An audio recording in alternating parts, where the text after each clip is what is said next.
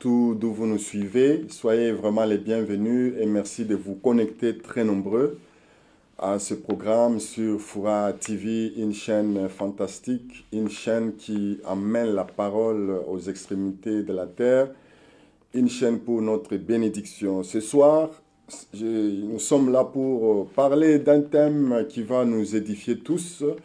Nous parlons de la sécurité spirituelle du chrétien face aux assassins spirituels. Waouh!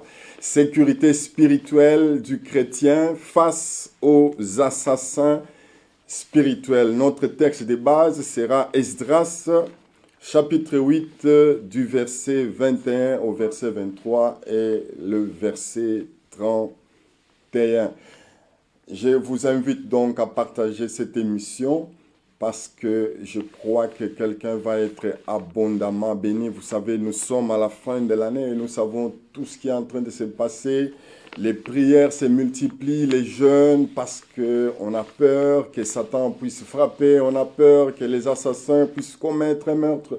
Alors c'est important, bien-aimés dans le Seigneur, que vous puissiez suivre cette émission du début jusqu'à la fin, parce que j'ai un message d'espoir, un message de réconfort, un message qui va vous apporter la paix en cette fin de l'année. Je vais prier. Père tendre, Père saint et juste, je te rends gloire, je te bénis, je t'exalte parce que tu es Dieu et il n'y a pas un autre Dieu comme toi. Il n'y a pas eu de Dieu avant toi et il n'y aura point après toi, d'éternité en éternité, tu es Dieu. Tu es le Tout-Puissant, viens régner sur ce plateau. Merci pour ton onction, merci pour la puissance du Saint-Esprit. Merci pour le sang de Jésus. Merci de bénir mon frère, ma soeur, toute personne qui va se connecter à nous sur Fura TV ce soir. Seigneur, qu'ils soient tous bénis dans leur maison, que ta présence grandisse là où ils sont. Que ta présence soit fraîche dans tout endroit où ils se trouvent, d'où ils sont en train de suivre cette émission. Tu es élevé, soit le début et la fin, contrôle notre bouche, bénis nos oreilles, afin que nous puissions écouter de ta part. Au nom puissant de Jésus, j'ai ainsi prié et je dis Amen. Bien-aimés, avant toute chose, j'aimerais qu'on puisse prier parce que notre île, la Grande-Bretagne, est menacée. Menacé par quoi? Menacé par ce qu'on appelle l'iceberg A68A. Peut-être que vous n'en avez pas entendu parler, mais on dit que cet iceberg ne serait désormais qu'à 60 km de l'île de Géorgie du Sud. C'est une île qui est sur notre territoire, le territoire de l'Angleterre, du Royaume-Uni. Alors, bien aimé, cet iceberg, un iceberg, c'est tout simplement une glace, mais énorme, une masse énorme de glace. Cette masse s'était détachée de l'Antarctique depuis 2017 et depuis lors, l'iceberg est en train de voguer sur l'océan Atlantique. Maintenant, à l'aide de ce qu'on appelle, on appelle ça le Copernicus Sentinel-1, donc c'est une mission qui est là, dans le ciel. On a observé que cet iceberg a avancé tellement et s'approche de ce qu'on appelle de l'île de la Géorgie du Sud. C'est un petit village, n'est-ce pas, qui est sur notre territoire. Alors, si l'iceberg arrive à toucher la petite ville, donc je vous dis que ça va être une catastrophe terrible pour nos compatriotes qui vivent dans cette île. Parce que l'iceberg est tellement énorme et tellement large, elle mesure 4200 km. Donc, elle est plus grande que la superficie de l'île de Géorgie Sud.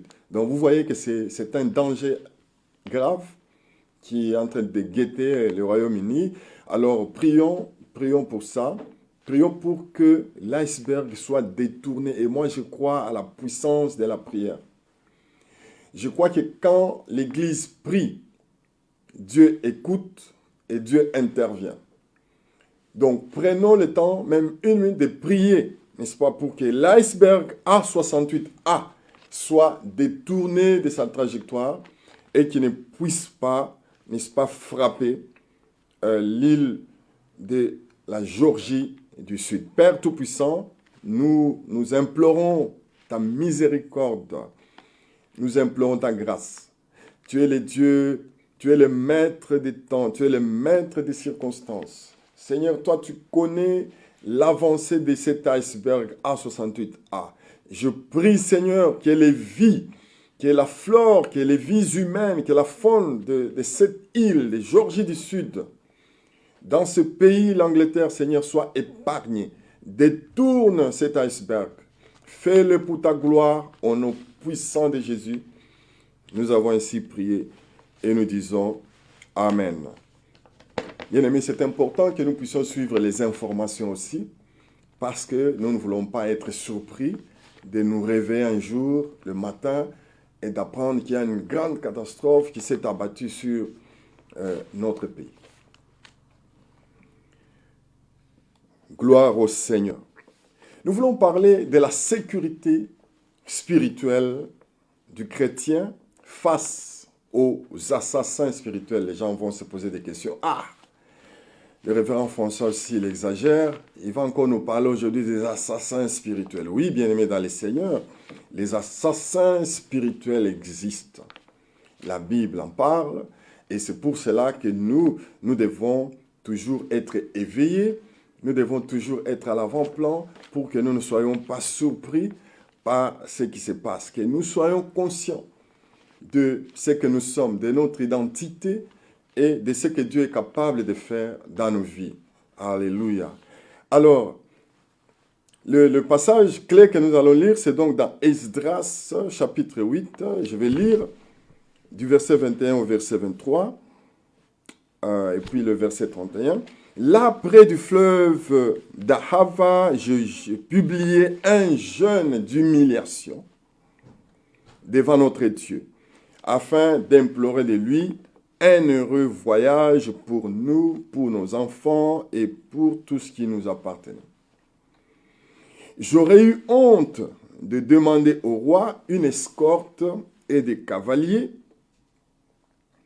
pour nous protéger contre l'ennemi pendant la route, car nous avions dit au roi, la main de notre Dieu est pour leur bien sur tous ceux qui le cherchent, mais sa force et sa colère sont sur ceux qui l'abandonnent. C'est à cause de cela que nous jeûnâmes et que nous invoquâmes notre Dieu et il nous exauça. Verset 31.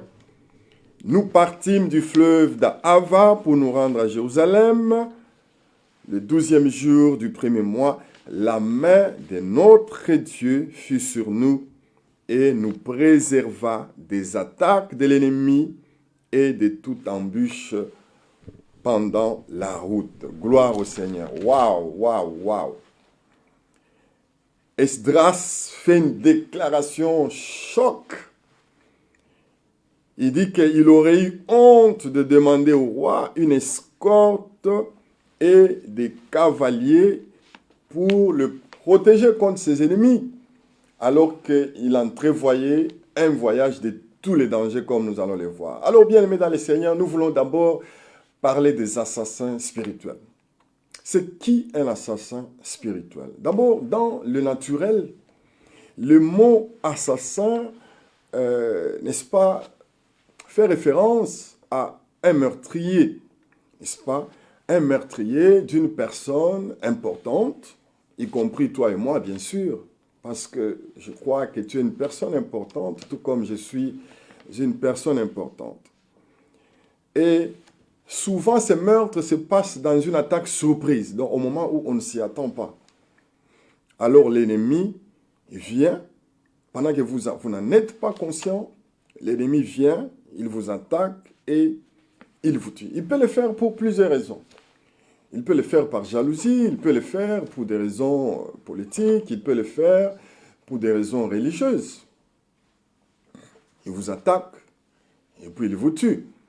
Donc à l'improviste, pendant que vous ne vous y attendez pas, il vient, il commet les meurtres. Et le lendemain, vous commencez à suivre dans les journaux, à la télévision, dans tous les médias, qu'un meurtre a eu lieu la nuit dernière. Une telle personnalité a été assassinée.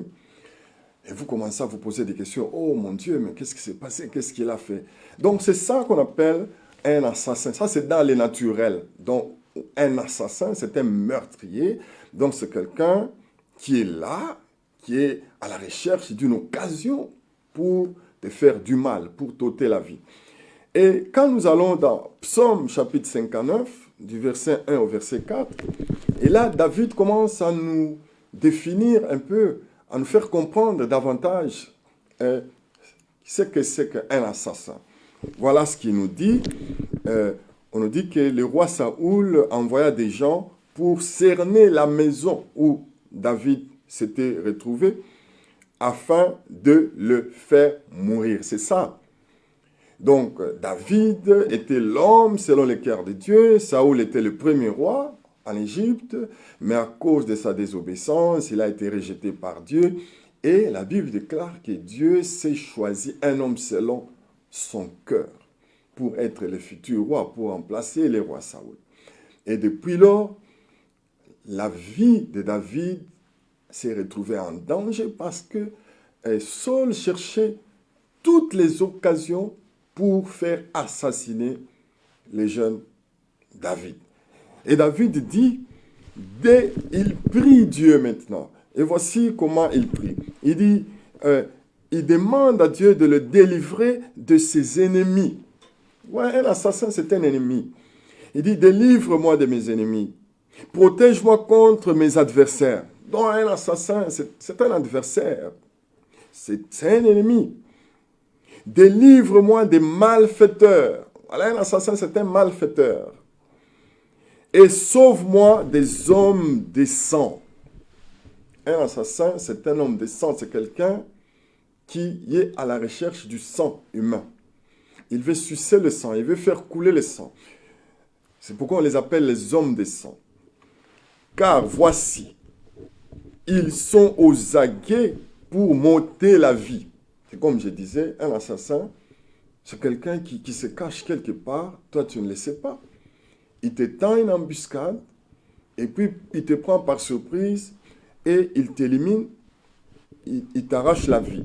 Il dit, voici, ils sont aux aguets pour m'ôter la vie. Des hommes violents complotent contre moi, sans que je sois coupable. Alléluia. Sans que je sois coupable, ils veulent m'arracher la vie. Et David prie pour que Dieu le protège, le délivre de la main de ses assassins. Waouh! Et vous allez me poser la question, mais comment les assassins sur le plan spirituel? Oui, bien aimé dans les Seigneurs. Comme je disais, un assassin, il a un but pour lequel il veut te tuer. Il a une raison. Peut-être par jalousie, parce que tu prospères, peut-être parce que tu as beaucoup de richesses, peut-être parce que tu as une grande influence dans la ville. Il cherche à t'éliminer parce que tu déranges. Ta présence dérange dans la communauté. Alors on veut t'éliminer parce que tu représentes un danger pour certaines personnes, pour certains milieux. Tu déranges les intérêts de certains milieux. Alors pour que tout le monde soit en paix, il faut qu'on t'élimine. Alors le seul moyen de le faire, c'est par l'assassinat. On paye quelqu'un et puis on vous tire une balle dans la tête et c'est fini. Et la personne s'enfuit, on ne sait pas qui est le criminel. C'est peut-être après, quand on fait les enquêtes, finalement, on découvre que non, c'est telle personne qui avait été le meurtrier. Alléluia. Maintenant, toi et moi, bien-aimés dans le Seigneur, nous savons que Dieu a ordonné pour nous une grande destinée. Waouh! Dieu a ordonné pour toi et pour moi une grande destinée. Tel que tu es là, Dieu t'a appelé pour une grande destinée. Dieu, il est grand. il ne peut que faire de grandes choses dans ta vie. N'est-ce pas, il a dit, les projets que j'ai formulés pour vous, ce sont des projets de paix et non de malheur. Ce sont des projets pour vous donner un avenir et pour vous donner une espérance. C'est ça la destinée. Dieu a une grande destinée avec vous. Et les assassins spirituels t'attaquent constamment pour faire avorter, n'est-ce pas, pour assassiner cette destinée. Pour faire avorter le plan de Dieu dans ta vie. Alléluia. Un assassin, c'est une personnalité invisible. Parce qu'il est aux aguets, il est caché. Donc de la même façon, les assassins spirituels, ils sont invisibles. On ne peut les voir qu'avec les yeux de l'esprit. On ne peut les voir qu'avec la révélation. Tu vois, Jérémie 33, 3 dit, « Invoque-moi, je te répondrai, je te révélerai des choses cachées et je t'annoncerai des choses à venir. » Donc, un assassin spirituel, tu ne peux les discerner qu'avec les yeux de l'esprit, qui est par la révélation du Saint-Esprit. C'est Dieu qui va te révéler. C'est à travers la parole de Dieu que Dieu peut te révéler, n'est-ce pas, quels sont les assassins spirituels qui veulent avorter ta destinée. Et lorsque nous lisons bien la Bible, on nous parle qui sont on nous dit qui sont ces assassins spirituels et ce qu'ils font. Et ce sont eux qui sont à la base de toutes les mauvaises choses qui se passent dans le monde. C'est eux qui sont à la base des cassures des mariages. C'est eux qui causent les rébellions dans les familles, les divisions dans les familles. C'est eux qui causent les frustrations. C'est eux qui causent les blocages dans beaucoup de choses. C'est eux qui ralentissent, n'est-ce pas, notre marche, notre progrès. Tout ce que Dieu a planifié pour nous, tout ce que Dieu a planifié de faire dans 10 ans. Mais eux, ils font tout pour que ça n'arrive pas dans 10 ans. Que ça se passe 50 ans au lieu que ça se passe dans 10 ans. C'est ça le fruit des assassins spirituels. Mais évidemment, nous ne les voyons pas. Mais il faut dire aussi que chaque fois que les choses ne marchent pas, ce n'est pas toujours, n'est-ce pas, la faute des assassins spirituels. Parfois aussi, nous avons une part de responsabilité. Parfois, il y a des choses, nous ratons notre héritage par notre propre faute. Mais, est-il vrai que le rôle des assassins spirituels est prépondérant? C'est un grand rôle. C'est pourquoi nous devons en être conscients. Pour que nous puissions nous battre, pour que nous puissions nous lever, pour que nous puissions nous battre pour mettre fin à ces assassinats spirituels. Alléluia. Oh, gloire au Seigneur. Maintenant, la Bible nous dit dans Éphésiens chapitre 6, verset 12, on commence à nous introduire, n'est-ce pas, à ces assassins spirituels. On nous dit, nous ne luttons pas contre la chair et le sang. Autrement dit, notre lutte, notre combat, ce n'est pas un combat contre des êtres humains. Ce n'est pas un combat contre ma tante, contre mon oncle, contre mon frère. Non, ce n'est pas contre la chair et le sang. C'est ce que dit la parole de Dieu. Donc le combat que tu as, ce n'est pas les hommes qui te... Bien sûr que les hommes peuvent être des instruments, mais les vrais assassins se cachent derrière. On nous dit que non, ce n'est pas contre la chair et le sang, mais c'est contre les dominations. C'est contre les autorités. C'est contre les princes de ce monde des ténèbres. C'est contre les esprits méchants dans les lieux célestes. C'est toute une armée. C'est toute une armée. Et l'armée commandée par qui? Par Lucifer. Une armée très organisée, une armée hiérarchisée. Donc ça commence d'abord avec les dominations et les autorités. Ça, c'est comme des généraux dans l'armée satanique. Donc si Satan veut veut vraiment mener des attaques de grande envergure, s'il trouve qu'il y a beaucoup de résistance, il va utiliser les généraux. Il va utiliser ces forces-là, les dominations et les autorités. Après, vous avez maintenant les princes de ce monde des ténèbres. Comme ça que vous lisez dans Daniel chapitre 10, on vous dit que Daniel il a cœur de prier parce qu'il a trouvé que, mais ça ne va pas, la captivité durait trop longtemps. Il a commencé à prier. Dès qu'il a eu à cœur de commencer à prier, Dieu a libéré la réponse. Mais les princes des Perses sont venus intercepter le message en bloquant, n'est-ce pas, l'ange Gabriel, l'ange messager. Ils l'ont bloqué là-haut, dans les lieux célestes. Ils l'ont bloqué. Ils ont dit, Daniel n'aura pas ce message. Ces gens-là, il faut qu'ils restent en captivité. Or non, le temps de Dieu était déjà passé. Il fallait que la réponse arrive chez Daniel. Mais ces princes des Perses ont intercepté Gabriel. Et il a fallu que Michel vienne au secours de Gabriel pour les libérer de la main de ces princes des Perses. Alléluia. Et puis on nous parle des esprits méchants dans les lieux célestes. Donc les princes de ce monde des ténèbres, c'est eux qui sont en train de causer les ténèbres dans le monde. C'est eux, par exemple, qui sont en train de faire que l'Église soit persécutée, qui sont en train de faire que les gens soient liés, qu'ils marchent dans les ténèbres. C'est eux qui sont à la base de toutes les catastrophes que nous vivons sur cette terre. Là, ce sont les princes de ce monde des ténèbres. Et puis vous avez les esprits méchants, donc là, c'est un peu les rangs les plus bas. Hein. Donc vous avez les caporaux et tout ça, tous ces esprits mauvais, les démons, etc. Les esprits impurs qui se promènent dans toute la ville, dans l'air, et qui sont à la recherche de celui qui va leur ouvrir les portes pour qu'ils entrent dans sa vie et commencent à l'influencer. Donc voilà, c'est ça les assassins, n'est-ce pas, c'est ça les assassins spirituels. Mais Paul nous dit bien que notre combat, ce n'est pas contre la chair, ce n'est pas contre le sang. Donc, ne commettez pas l'erreur de combattre des êtres humains comme vous.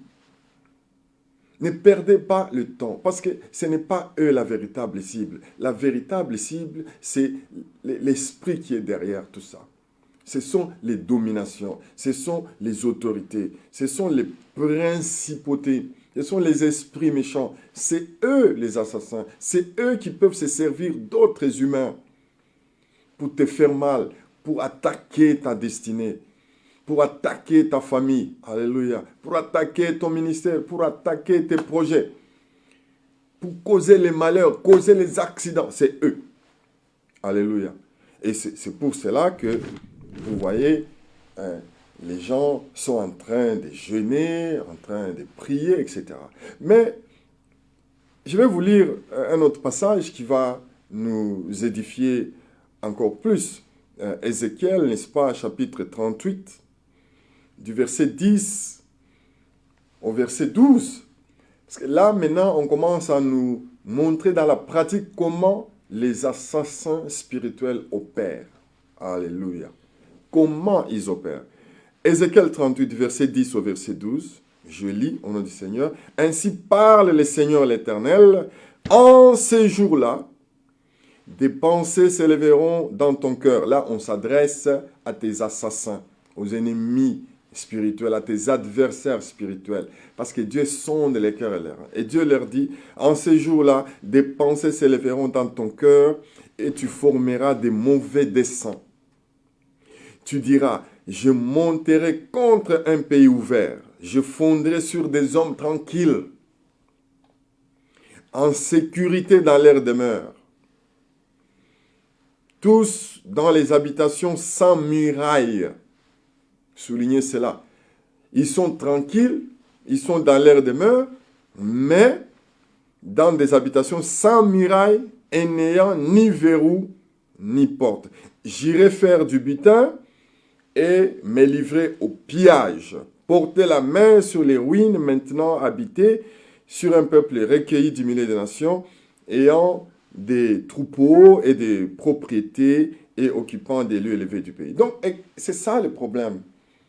Les gens, ils cherchent le bonheur, ils cherchent la bénédiction. Ok, vous cherchez un mari, vous trouvez un mari, vous entrez dans le mariage. Vous cherchez du travail, vous trouvez du travail, vous commencez à travailler. Mais dans tout ça, vous ne savez pas qu'il y a quelqu'un qui est en train de vous guetter, qui est en train de vous épier en cherchant une occasion pour frapper. Une occasion pour détruire tout ça, pour détruire votre travail, pour détruire votre mariage. C'est que beaucoup les gens ne comprennent pas. Pourquoi? Parce qu'ils entrent dans le mariage. Ils trouvent de l'emploi. Mais, Ézéchiel nous dit, mais leurs habitations sont sans murailles. Sont sans murailles et leurs habitations n'ont pas de verrous ni de portes. Oh my God. Donc, il n'y a pas de protection. Tu es dans la tranquillité, dans ta maison, mais il n'y a pas de verrous. Il n'y a pas de porte. Qu'est-ce que tu penses? Quand un assassin vient, il va faire quoi? Il va entrer facilement. Il va entrer facilement. Parce qu'il n'y a pas la protection. Parce que tu as refusé d'accepter Jésus-Christ dans ta vie. Or, la Bible dit, celui qui n'a pas le Fils, le Père non plus n'est pas avec lui. Waouh! Celui qui n'a pas le Fils, le Père non plus n'est pas avec lui. Donc, tu as beau habiter dans des villas, mais ton habitation n'a pas de verrous, ton habitation n'a pas de portes, ton habitation n'a pas de murailles, donc tu n'es pas protégé du tout. Parce que tu as refusé de donner ta vie à Jésus-Christ, le Fils de Dieu. Et donc, tu ne jouis pas de la protection divine. Vous savez, dans Zacharie chapitre 2, verset 5, on nous dit « Je serai pour elle une muraille de feu tout autour ». C'est ça la protection. Donc quand tu as Dieu dans ta vie, quand tu acceptes Jésus-Christ dans ta vie, c'est-à-dire que tu as Dieu dans ta vie, donc Dieu devient une muraille tout autour de toi, tout autour de ta maison. Et il t'assure la protection. Et au verset 8, on nous dit « C'est lui qui les touchera, il touchera la prunelle de l'œil de l'Éternel. » Waouh! Donc, c'est lui qui va oser te toucher. Parce que tu appartiens à Jésus. Il va toucher la prunelle de l'œil de l'Éternel. Waouh! Donc, vous commencez à voir comment la protection de Dieu nous est garantie. Il y a un petit village dans la Bible.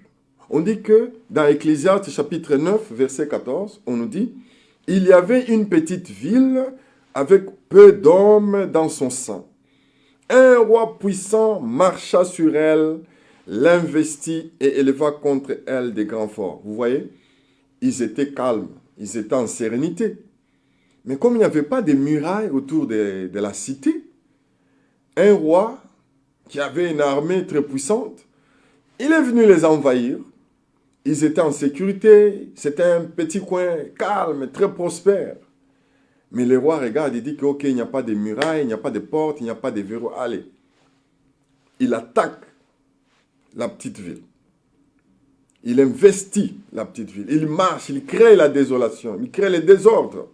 Donc c'est ça, quand on n'a pas Jésus, même quand il y a un semblant de paix, il y a un semblant de sécurité, un semblant de prospérité, mais c'est une prospérité éphémère parce que à tout moment, un assassin spirituel peut venir y mettre fin. C'est pour cela que nous avons besoin vraiment d'avoir Jésus-Christ dans notre vie, d'avoir Dieu dans notre vie. Et là où nous avons lu dans Esdras chapitre 8, Esdras c'était un scribe qui s'était retrouvé aussi, comme tous les autres juifs, en captivité à Babylone. Parce que Israël avait péché contre Dieu, Dieu a utilisé le roi de Babylone, Nabuchodonosor, pour les châtier. Nabuchodonosor est descendu avec toute son armée puissante à Jérusalem c'était la désolation, c'était l'humiliation pour Israël comme nation. Parce que Jérusalem était considéré comme les lieux de la présence de Yahweh. C'était inimaginable que quelqu'un pouvait venir à Jérusalem comme ça et prendre, investir la ville. Et non seulement ça, mais Nabuchodonosor est allé jusque dans le temple, il a détruit le temple, il a emporté tous les ustensiles, tout ce qui servait à l'adoration de Yahweh. Il a tout emporté, il a amené à Babylone. Et non seulement ça, il a emporté beaucoup de Juifs, il les a amenés en captivité. C'était une grande humiliation pour Israël. Alléluia. Mais la Bible nous dit que plus tard, un roi s'éleva sur Babylone, on l'appelle, après la chute de l'empire de Babylone, maintenant c'est l'empire perse qui a pris les dessus. C'est l'empire perse qui a dominé maintenant le monde. Maintenant, les rois des Perses, Cyrus, touché par Dieu, Dieu lui parle. Il lui dit, écoutez, il faut instruire que mon peuple puisse me rebâtir le temple, afin que le culte reprenne, afin que l'adoration de Yahweh puisse reprendre. Waouh! Dieu qui se sert d'un roi païen, mais Dieu les suscite pour amener le réveil, pour amener la restauration. Alors les Juifs commencent à retourner, n'est-ce pas, à Jérusalem. Et après le roi Cyrus, il y a eu un autre roi, Darius. Après le roi Darius, il y a eu un autre roi, Astarex. Et c'est comme ça que les Juifs ont commencé à retourner à Jérusalem. Maintenant, quand fut le temps du roi Astarex, il se rappelle que non, Cyrus avait donné des ordres pour qu'on rebâtisse, n'est-ce pas, le temple à Jérusalem. Et il a remarqué que sur le territoire de Perse, il y avait un jeune homme, un scribe qui était versé vraiment dans la loi de Moïse, qui aimait Dieu, qui avait appliqué tout son cœur à chercher Dieu, qui aimait Dieu. Et il s'est fait remarquer du roi Astarex. Il est allé poser le problème à Astarex. Il a dit que non, mais écoutez, moi, il faut que je retourne à Jérusalem parce qu'il y a le travail, n'est-ce pas, du temple qui doit être terminé. Et bien aimé dans les seigneurs, la Bible dit, le roi Astarex ne lui refusa pas la demande. Il signa même un décret. Et je vais vous lire les contenus de cette lettre pour que vous commenciez à comprendre où est-ce que je suis en train de vous amener. Parce que notre thème, c'est la sécurité spirituelle du chrétien face aux assassins spirituels. Jusque-là, j'essaie de définir les assassins spirituels, j'essaie de démontrer les œuvres des assassins spirituels. Maintenant, je vous amène à l'autre étape de mon enseignement, c'est-à-dire la protection spirituelle dont Dieu nous garantit. Waouh! Écoutez le contenu de la lettre que le roi Astarex avait signée et qui avait été remis à Esdras pour son retour à Jérusalem. Esdras chapitre 7, verset 14. Tu es envoyé par les rois et ses conseillers pour inspecter Juda et Jérusalem d'après la loi de ton Dieu, laquelle est entre tes mains. Et pour porter l'argent et l'or que le roi et ses conseillers ont généreusement offert au Dieu d'Israël, dont la demeure est à Jérusalem. Waouh! Et tout l'argent et l'or que tu trouveras dans toute la province de Babylone, et les dons volontaires faits par les peuples et les sacrificateurs pour la maison de leur Dieu à Jérusalem. Donc, vous voyez, c'était une mission importante, une grande mission, parce que Esdras, il s'en allait à Jérusalem avec de grandes richesses, avec des fortunes, avec de l'or, avec de l'argent, avec des dons que tout le peuple, avec les dons que le roi lui-même avait fait et ses conseillers, pour rebâtir, n'est-ce pas, le temple, pour restaurer les cultes de Yahweh. Les gens ont donné, ont fait des dons volontaires, des offrandes, et tout ça était placé entre les mains de Esdras pour qu'il l'amène à Jérusalem. Mais bien aimé dans le Seigneur, le chemin que Esdras allait emprunter, c'était un chemin très dangereux. Un chemin où il y avait beaucoup d'assassins spirituels, où sa vie allait facilement être menacée. Et il en était conscient. Il savait que c'est une mission très dangereuse. Mais, au lieu de demander, n'est-ce pas, au roi, une escorte militaire, qu'on mette à sa disposition un commando, qu'on mette à sa disposition des cavaliers. Mais écoutez les paroles d'Esdras. Esdras dit ceci. Vraiment, chers chrétiens, j'aimerais que vous puissiez saisir ça, parce que le Saint-Esprit est en train de nous parler. Esdras dit ceci. J'aurais eu honte de demander au roi une escorte et des cavaliers pour nous protéger contre l'ennemi pendant la route. Mais il savait qu'il y avait des ennemis. À cause des biens qu'il avait. J'ai dit que les assassins, ce sont des gens qui viennent chercher à vous tuer, à vous ôter la vie, pour plusieurs raisons. Peut-être parce que vous êtes riche, parce que vous avez beaucoup de biens, vous avez des comptes en banque, vous avez des voitures, vous avez des maisons. Ils veulent attenter à votre vie. Et lui, il le savait. Mais il dit quoi? Il dit, j'ai trouvé que ce serait une honte pour un Israélite comme moi, pour un Hébreu, dont l'Éternel est Yahweh, dont Yahweh est leur Dieu. Ce serait une honte. Nous avons toujours dit, même au roi, que nous sommes des Hébreux. Nous avons un Dieu, le Dieu de nos pères, le Dieu d'Abraham, d'Isaac et de Jacob. Tout le monde connaît l'histoire du Dieu d'Abraham, d'Isaac et de Jacob. Tout le monde se rappelle de ce que Dieu a fait au pays d'Égypte. Et toutes les nations savaient que le Dieu d'Israël, c'était un Dieu puissant, merveilleux. Et un Dieu qui protège, n'est-ce pas, ceux qui le craignent. Un Dieu qui veille sur ceux qui le craignent. La Bible dit, si l'Éternel les garde, celui qui veille, veillera en vain.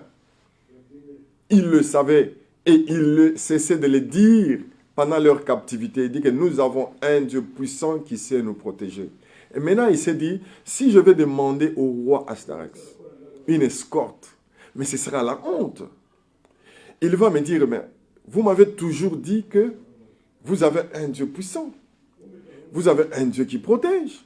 Mais comment vous venez encore chercher une escorte et des cavaliers? Bien que le roi était disposé à accéder à une telle demande. Parce que c'est Dieu qui lui avait inspiré, n'est-ce pas, que les gens retournent, que tous ceux qui s'identifiaient comme des Juifs et qui se trouvaient sur le territoire des Perses, qu'ils puissent retourner à Jérusalem pour bâtir le temple de leur Dieu. Donc le roi n'allait pas en faire un problème. Mais Esdras nous dit, non, c'était honteux, c'était dégradant, c'était déshonorant pour notre Dieu, pour les dieux d'Israël. Alors, qu'est-ce qu'il a fait? Il a préféré recourir à la prière et au jeûne. Il a dit que non, roi, nous n'avons pas besoin de ton escorte, nous n'avons pas besoin de tes cavaliers, nous allons seulement nous confier à l'Éternel parce que l'Éternel est notre bouclier, parce que l'Éternel nous protégera. Waouh! Waouh, waouh, waouh, waouh, waouh. La sécurité spirituelle du croyant. Et il a voyagé, il a jeûné, il a décrété les jeûnes. Comme nous sommes à la fin de l'année, les gens décrètent les jeûnes. C'est une très bonne chose. Les gens prient, c'est une très bonne chose. Mais, ce que nous remarquons à la différence d'Esdras, nous jeûnons, nous prions, mais dans la peur. Nous prions, nous jeûnons dans la peur. Mais lui, il a jeûné, il a prié et il a eu confiance totale en son Dieu. Et au verset 31, il nous dit, et nous invoquâmes notre Dieu, au verset 23, et il nous exauça. Il fit le déplacement, il fit le voyage, et au verset 31, on nous dit, et nous partîmes du fleuve d'Ahava pour nous rendre à Jérusalem, le 12e jour du premier mois. La main de notre Dieu fut sur nous et nous préserva des attaques de l'ennemi et de toute embûche pendant la route. Waouh! Bien-aimés dans le Seigneur, vous savez, il y a une chose, je vais vraiment le dire, ça c'est entre nous. C'est aujourd'hui ce que nous voyons dans l'église des réveils est tout simplement scandaleux. Parfois, quand je regarde même aux intentions des prières qui sont faites, et même au thème des veillées, des prières, parfois je me dis, Seigneur, aie pitié.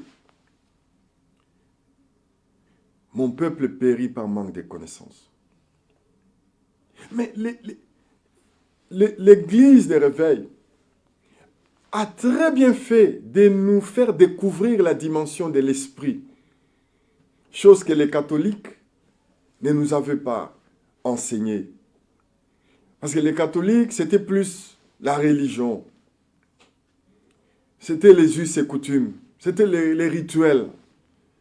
Il n'y avait aucune puissance dans ça. Mais l'église des réveils, les pentecôtistes, les protestants, ils nous ont amené le Saint-Esprit, ils nous ont amené les dons du Saint-Esprit. C'était formidable, c'était merveilleux. Mais au fil du temps, qu'est-ce qui se passe? On commence à assister à une déviation. On sent qu'il y a une déviation. Au lieu d'exalter le Seigneur, maintenant on commence à donner plus d'importance au diable. Donc, quand vous voyez ce qui se passe dans l'église des réveils aujourd'hui, donc on met le diable là-bas, très haut. On met le diable très haut. Et Jésus est au bas de l'échelle. Jésus, notre Sauveur, le Tout-Puissant, l'empreinte du Dieu Tout-Puissant, l'image visible du Dieu invisible. Mais Jésus est devenu tout petit. Mais c'est le diable qu'on exalte. C'est le témoignage des magiciens, des sorciers qu'on nous bombarde à longueur de journée. Et ça, c'est très grave. Parce que le résultat, c'est on a créé des chrétiens peureux, des chrétiens qui connaissent plus au sujet des démons au lieu de connaître Dieu. Des chrétiens qui connaissent plus au sujet des sorciers, mais ils n'ont pas une révélation profonde de la personne de Jésus-Christ et de sa mission. Et c'est tout le drame. Et je crois que c'est quelque chose qui doit être absolument corrigé. Parce qu'il faut que nous puissions comprendre qu'en tant qu'enfants de Dieu, nous jouissons d'une sécurité spirituelle complète. Et j'aimerais, et c'est ça le but de cet enseignement d'aujourd'hui, c'est pour que tu prennes conscience que tu jouis d'une protection, d'une sécurité spirituelle totale du fait de connaître Jésus-Christ dans ta vie. Tu n'es pas n'importe qui. Tu n'as pas à craindre les démons. Tu n'as pas à craindre les esprits mauvais. Tu n'as pas à craindre les dominations, tous ces assassins spirituels dont Paul nous parle dans Éphésiens chapitre 6, verset 12. Tu n'as pas à les craindre. Oui, la fin de l'année, oui. Les sacrifices humains, oui. Mais toi, tu jouis d'une sécurité spirituelle totale. Écoutez ce qu'Israël a dit. C'est déshonorant pour notre Dieu d'aller demander l'escorte. Mais aujourd'hui, vous voyez que même dans l'église, des pasteurs, ils s'amènent avec des escortes. Comme si Dieu ne protège pas. Mais Esdras avait cette conscience, pleine conscience de la sécurité spirituelle, que nous servons un Dieu qui garde, un Dieu qui nous protège, un Dieu qui nous délivre comme David l'a dit dans le psaume 59, délivre-moi de mes adversaires, délivre-moi de mes oppresseurs, délivre-moi de mes ennemis. Alléluia. Mais l'église des réveils aujourd'hui, nous sommes devenus experts de la démonologie. Je vais vous lire un passage qui va vous surprendre. Dans Apocalypse chapitre 2. Apocalypse chapitre 2, verset 24, on nous dit ceci. À vous de l'église de Thyatire, qui ne reçoivent pas cette doctrine, donc la doctrine de Jézabel, et qui n'ont pas connu les profondeurs de Satan, comme il les appelle, je vous dis, je ne mets pas sur vous d'autres fardeaux. Un chrétien n'a pas besoin de connaître les profondeurs de Satan. Arrêtons cette affaire-là, ce n'est pas biblique. Un chrétien, je le répète, n'a pas besoin de connaître les profondeurs de Satan. Ce n'est pas ton affaire. Parce que tu as un Dieu qui combat pour toi. Tu n'as pas besoin de savoir comment les démons opèrent. Tu n'as pas besoin de savoir quels moyens le diable utilise pour te combattre. Mais non.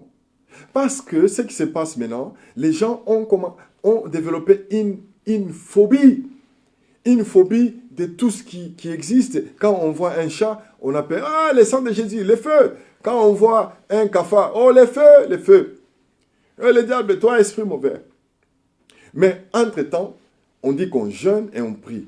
Mais on a peur d'une souris. On a peur, c'est pas d'un balai. Oh non, mais parce que un ancien sorcier, il avait dit que non, pour attaquer les gens, on utilise le balai. C'est ce qu'ils s'en servent comme un avion ou comme un hélicoptère. Mais tu n'as pas besoin de connaître toutes ces choses. Donc, connais le diable seulement dans la mesure où Jésus te l'a révélé. Limite-toi à ce que Jésus t'a révélé au sujet du diable, c'est tout. Il a dit que le diable, c'est un voleur, il vient pour dérober, égorger, détruire, c'est tout. Tu n'as pas besoin de savoir les noms de tel esprit. Donc comme si tu ne cites pas tel esprit, c'est comme si ta sécurité n'est pas garantie. Si tu n'as pas cité tel démon, oh les démons, oh my God. Il y a toutes sortes de démons qu'on utilise. Et le chrétien finit par se convaincre que si je ne cite pas tel démon, démon de poursuite, démon de filature, démon de retard, démon de ceci, si je ne cite pas tous ces démons, donc ma sécurité n'est pas assurée. Et ça c'est grave. C'est pourquoi Jésus a dit, si ceux qui ne font pas dans les profondeurs du diable, je ne veux pas les rajouter des fardeaux. Donc quand tu vas entrer dans la profondeur de la démonologie, mais tu t'identifies au satanisme. Et Dieu commence à mettre des fardeaux sur toi. Cette peur que tu as développée, cette peur, tu ne peux pas sortir à telle heure de chez toi parce que, oh, mais d'habitude, les sorciers, ils attaquent à minuit. Oh, mes amis, un assassin, il attaque à n'importe quelle heure. Un sorcier n'attend pas la fin de l'année pour t'attaquer. Est-ce que je parle à quelqu'un?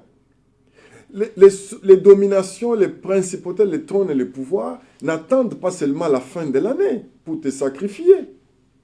Non. Quand vous lisez les statistiques ici sur